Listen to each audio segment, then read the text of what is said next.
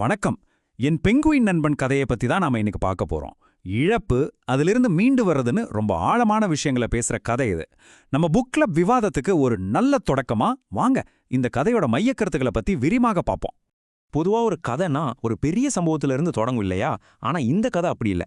ஒரு இழப்புக்கு அப்புறம் வர்ற அந்த கனமான மௌனத்துல இருந்து தான் தொடங்குது. சரி, வாங்க முதல்ல இந்த கதையோட முக்கிய கதாபாத்திரமான ஜோவாவை பத்தி தெரிஞ்சுக்கலாம். அவர் ஒரு வயசான மீனவர், ஆனா வாழ்க்கையில ஒரு பெரிய இழப்பு அவரை உள்ளுக்குள்ள ஒண்ணுமே இல்லாம ஆக்கிடுச்சு. நாம் அவரை பார்க்கறப்போ அவர் ஒரு அமைதியான கடற்கரை கிராமத்துல தான் இருக்காரு. ஆனா அந்த அமைதிக்கு பின்னாடி அவர் தன்னையே தொலைச்சிட்டு ஒரு நிழல் மாதிரி வாழ்ந்துட்டு இருக்காரு. அவரோட துக்கம் அழுகையாவோ கோபமாவோ வெளிப்படல. அது ரொம்பவே வித்தியாசமா வெளிப்படுது. பாருங்க, விடியற் காலையில எந்திரிப்பாரு, ஆனா எதுக்குன்னு ஒரு நோக்கமே இருக்காது. ஏதோ ஒரு பழக்கத்துல வலைய சரி பண்ணுவாரு, திரும்ப மீன் பிடிக்க போவோங்கிற நம்பிக்கையில இல்ல. தேவைப்பட்டா மட்டும்தான் பேசுவாரு. மத்தபடி யார்கிட்டயும் எந்த பேச்சுவார்த்தைக்கும் போக மாட்டாரு. இந்த மௌனமான செயல்கள்ல தான் அவரோட வலி ஒளிஞ்சிருக்கு. சொல்லப்போனா அவர் உயிரோட தான் இருக்காரு, ஆனா உண்மையில வாழல.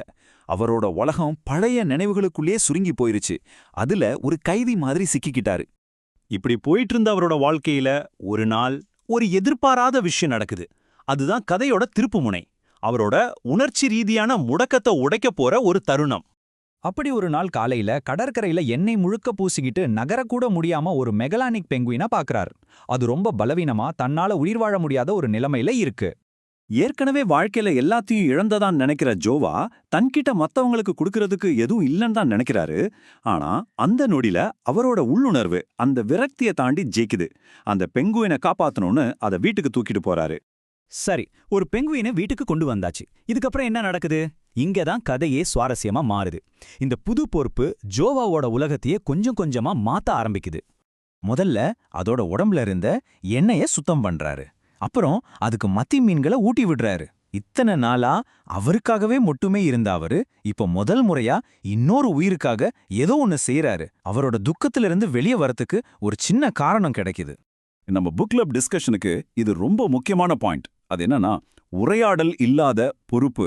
அதாவது அந்த பெங்குயினுக்கு ஆறுதல் வார்த்தைகள் எதுவும் தேவையில்லை. அதுக்கு தேவைப்படுறது வெறும் கவனிப்பு மட்டும்தான். மனுஷங்க கிட்ட பேசுறதுல இருக்கிற சிக்கல்கள் எதுவும் இல்லாத ஒரு தூய்மையான உறவு இது. இந்த வார்த்தைகள் இல்லாத கடமை உணர்வு தான் ஜோவாவோட மனசை மெதுவா குணப்படுத்த ஆரம்பிக்குது. யோசிச்சு பாருங்க, இத்தனை நாளா அர்த்தமே இல்லாம விடிஞ்ச ஒவ்வொரு காலையும் இப்போ ஒரு நோக்கத்தோட விடியுது. அந்த பெங்குயின்காக காத்திருக்க, அதை கவனிக்க அவருக்கு ஒரு காரணம் கிடைக்குது. இந்த வார்த்தைகள் இல்லாத உறவு தான் அவரை மறுபடியும் வாழ வைக்குது. கொஞ்ச நாள்ல அந்த பெங்குயின் நல்லா குணமாயிடுது. ஜோவா அதை திரும்பவும் கடல்ல கொண்டு போய் விடுறாரு. அவங்க ரெண்டு பேருக்கும் இடையில இருந்த பிணைப்பு இன்னும் ஆழமாகுது. ஆனா அவர் என்ன நினைக்கிறாரு?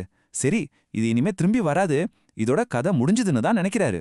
ஆனா பல மாசங்களுக்கு அப்புறம் யாருமே எதிர்பார்க்காத ஒரு அற்புதம் நடக்குது.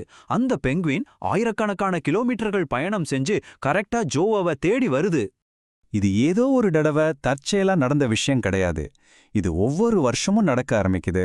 ஜோவா அதை குணப்படுத்துறாரு, கடல்ல விடுறாரு. சில மாசங்கள் கழிச்சு அது திரும்பி வருது. இது ஒரு சுழற்சி மாதிரி தொடருது. அதாவது அந்த பெங்குயின் வேணும்னே விரும்பி ஜோவாவை தேடி வருது. சரி, இதெல்லாம் எதை காட்டுது? இழப்பிலிருந்து மீண்டு வர்றத பத்தி இந்த கதை மூலமா நம்ம என்ன கத்துக்கலாம்? இப்போ நாம இந்த கதையோட மையக்கருத்துக்கு வரோம். இந்த பெங்குயின் ஜோவாவோட துக்கத்தை முழுசா அழிச்சிடல, ஆனா அந்த துக்கத்தோடவே சேர்ந்து வாழ்றதுக்கு ஒரு காரணத்தை கொடுக்குது. அப்போ குணமடைதல்ங்கிறது இழப்ப மறக்கிறது கிடையாது, அந்த வலியோடையே வாழ்க்கைய தொடர்றதுக்கு ஒரு புதிய நோக்கத்தை கண்டுபிடிக்கிறது தான். கடைசியா இந்த படம் ரொம்ப அழகான ஒரு செய்தியை சொல்லுது. பலவீனமான ஒன்னை பாதுகாக்க முயற்சி செய்யறப்போ நாம அறியாமலேயே நம்மள நாமே பாதுகாக்க தொடங்குறோம். இது எவ்வளவு உண்மையான வார்த்தை இல்லையா? இந்த கதை நம்ம மனசுல ஒரு முக்கியமான கேள்வியை விட்டுட்டு போகுது. அது மனுஷனா இருக்கலாம், இல்ல ஒரு விலங்கா இருக்கலாம். ஆனா இன்னொரு உயிருக்காக நம்ம அக்கறை எடுத்துக்கிறப்போ நமக்குள்ளே இருக்கிற பிரச்சனைகளை சமாளிக்க அது எப்படி உதவுது? யோசிச்சு பாருங்க. நம்மளோட விவாதத்தை தொடங்குறதுக்கு இதை விட ஒரு சிறந்த கேள்வி இருக்க முடியாது.